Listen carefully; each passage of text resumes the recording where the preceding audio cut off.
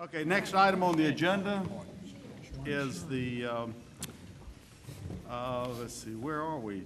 Item B, 2013-2014 budget resolution. I start on that. Mary Hazel Small. Thank you, Mr. Chairman. I recommend the board's approval of this resolution, which incorporates, it summarizes the budget by purpose function and incorporates the changes we've been talking about at the last several meetings, including the increase received from the county commission. And note that the next item is the priority money has been taken out of the budget, that's in the budget resolution. So that's a separate item. Move for approval. Second. Comments, questions? The only question I have, I'll keep it limited, is that we can still prioritize certain things like portions of technology as an example. Certainly. So where's You can we're just amend the budget anytime. Okay, so we're just approving the sort of overall number. Yes, sir. And once we have the state budget, you'll have to amend. Any other questions? All those in favor, please say aye. Aye. Opposed? It's approved. Item C, general fund budget amendment number 1, Mary Hazel Small. Thank you. This is for the $300,000 that was discussed during the priority schools presentation. Move for approval. I could not hear you. Say again what you said. This is. All right, this is for the $300,000 that was fund balance appropriation that was discussed in the priority schools presentation. For discussion, move for approval. Second. Second. Comments, questions, discussion? You know, I prefer we sort of table this and we can discuss what we plan on doing at these schools at our upcoming retreat. You know, the reality is we've discussed this tonight repeatedly. Clearly, it's not the amount of money we're putting into schools that's resulting in achievement or gaps in achievement.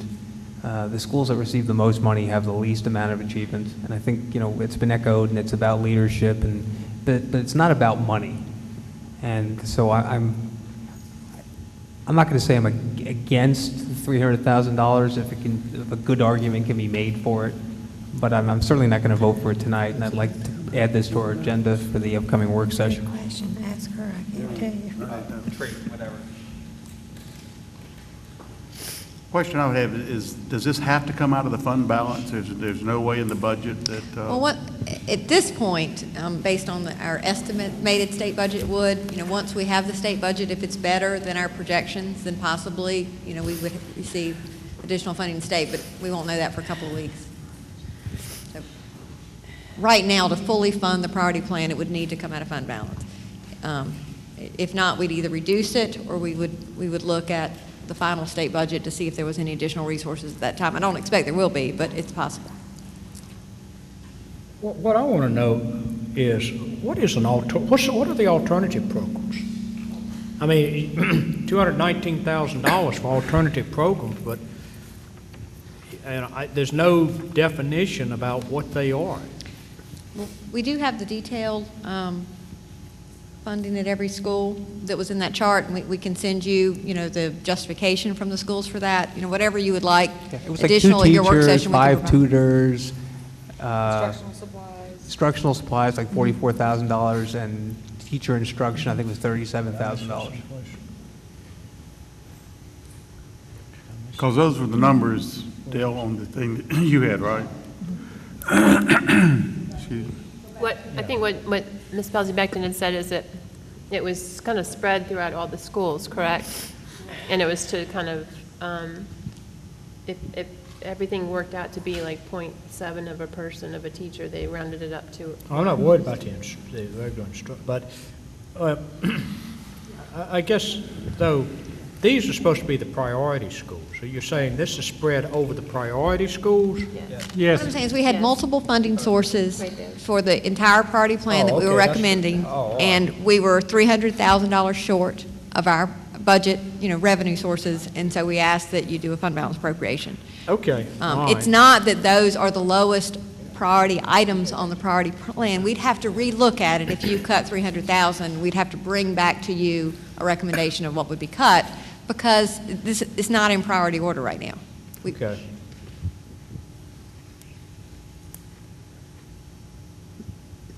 unfortunately, often this seems to be all disjointed. I mean, we got this presentation up here, and now here's the 300,000.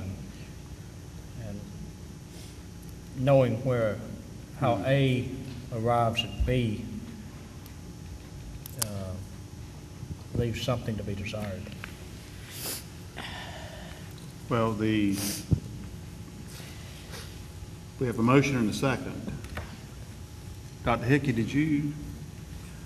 Well, if you guys withdraw that, there's another, we can table it for further study. I mean, recommendation accepted, recommendation rejected, table for further study. We can table this for further study at our upcoming board retreat.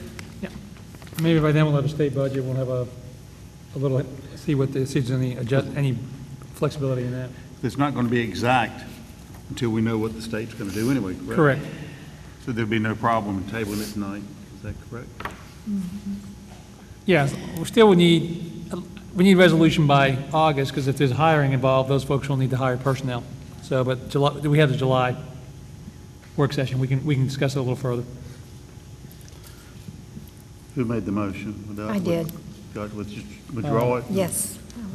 Dr. Hickey, you want to make a motion? I to recommend we table this for further study.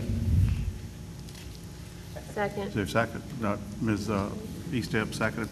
Any comments or questions on that? All those in favor, please say aye. Aye. Opposed? Okay, we'll table it for August. Item D, 2013-2014 Advisory Council on the Education of Children with Special Needs, membership, Appendix N. Dr. Holliday.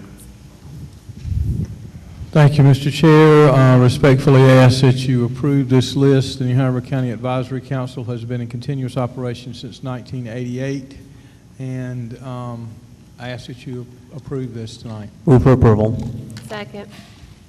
Comments or questions? All those in favor, please say aye. Aye. Opposed? Approved. Item E, renew contract with Child Development Center for Special Education and Related Services, Appendix O. Dr. Holliday. Yes, thank you, Mr. Chair. We apply for this money through DPI for the slots for our children for special education services for pre-K. Under Child Find, we're required to provide services for these children, and we have actually applied for this money, and they have given it to us. Move for approval.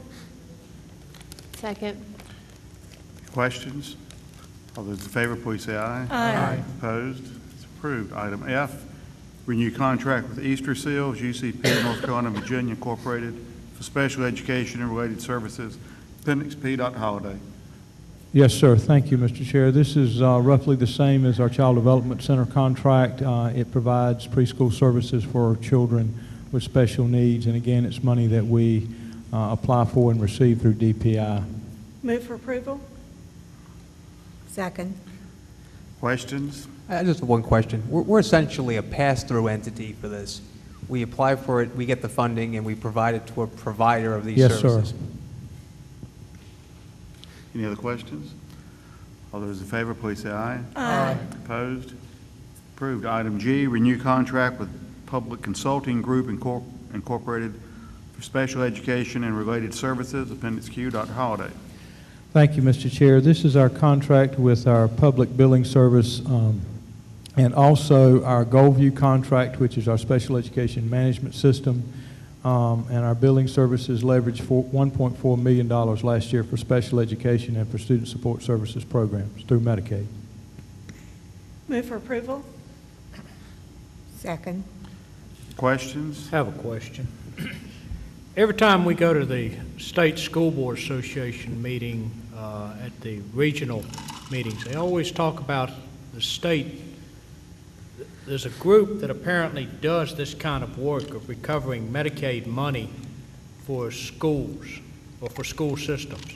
Is this the group, or is that somebody else? As I understand it, there are just a couple of groups at the state level, and right now with our work with Goalview, if we were going to change to a different group, we need to be able to do that over several months, because it would require us running our system in two different systems for at least several months to do that.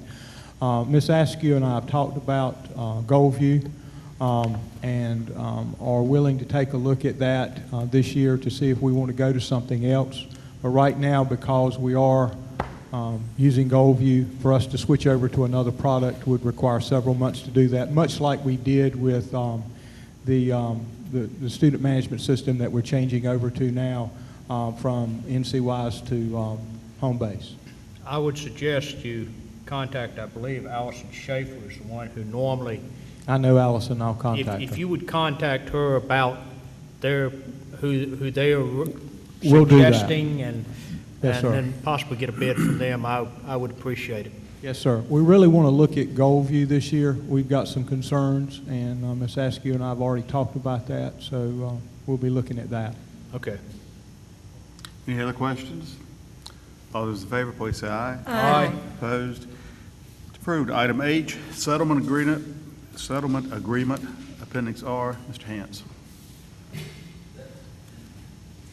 Move for approval. No, that should I be. believe that's been removed. That should be deleted from the. Needs to be deleted from based on the board's Yeah, closed because session that was- discussion. Based on That- your decision in that's- closed We session. rejected that. I remove my motion. You withdraw your motion, Ms. Yes. Kavanaugh? Okay, next on the agenda, item 12 is call to the audience for non-agenda items. We had two individuals to sign up. I don't know, Steve Nix.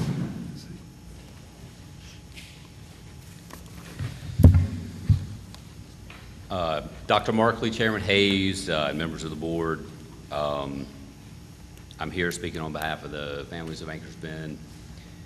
And Mr. Higgins talked earlier and said that maybe the best decision was made because nobody was happy with it. I think we really are happy with it, or at least I am. And the reason I am is that I don't think we ever intended not to shoulder any risk, and there is risk. But we're willing to shoulder that risk and see what happens next year based on growth. And, you know, if the situation becomes untenable, then that's what it is. I think what was even more impressive was the fact that everybody was able to discuss it, bring it out in the open, talk about it, multiple solutions. And I think there were times in the past where we felt that wasn't being done. And so, again, I'd like to thank you for that as well. That's it. Thank you. The other individual, Tommy Kavanaugh, is he here? I Mr. don't- Kavanaugh went home. His name was called. Okay, I'll tell him. Okay. That ends call to the audience. Item 13, under correspondence. Any correspondence any board members would like to share? Under announcements, item 14, we'll meet in closed session. The board will. I move we go into closed session. This is the announcement. Oh, I'm sorry. Finish the announcement. We'll meet for closed session pursuant to North Carolina General Statutes 143, 318.11A1 on Wednesday, July the 17th, 2013 at 1 p.m. in the Board Center. We will be able to do that, right, Mr. Hance? I sincerely hope you shall, but I will not make a promise, not based on this.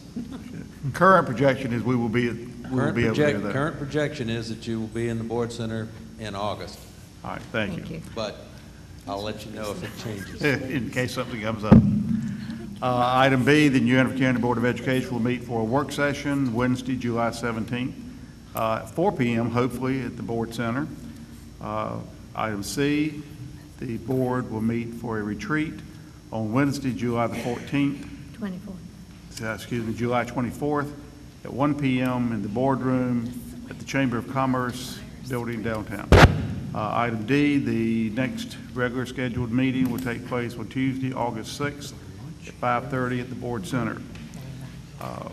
Item 15, we will need a motion to go, we'll adjourn, we were in closed session. Need to return to closed earlier. session. We're going to adjourn and attend the closed session. Thank you.